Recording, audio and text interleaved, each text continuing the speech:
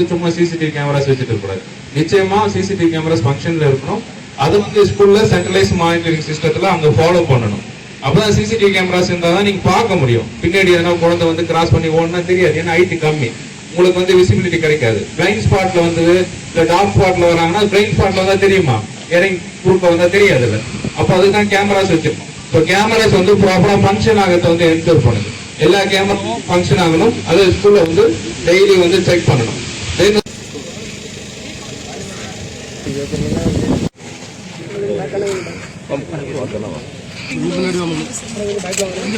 இல்ல மேடம், இது வந்து ஆக்சுவலி மேனுஃபேக்சரர் வந்து அவங்க மேனுஃபேக்சர் பண்ணிட்டு வரும்போது அவங்க நார்மல், ஏன்னா நம்ம இந்த இது தமிழ்நாடு ஸ்பெஷல், இது வந்து மேனுஃபேக்சர் பண்ணி நார்த் இந்தியாவில் எல்லாருமே இருக்கிறது. நம்மளோடது இது, நம்மளோடது இது ஏற்கனவே வண்டியில் வரும்போது அந்த வர்றது மேனுஃபேக்சர் பண்ணுறது.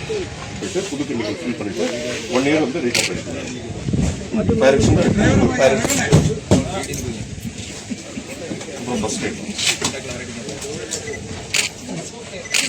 பிசிக்கல் வந்து இந்த இடத்துல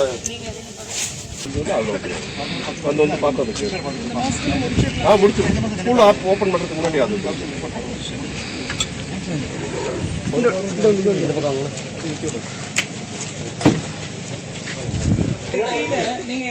நீங்க இறங்க அப்படியே கால் வச்சு பஸ் வந்து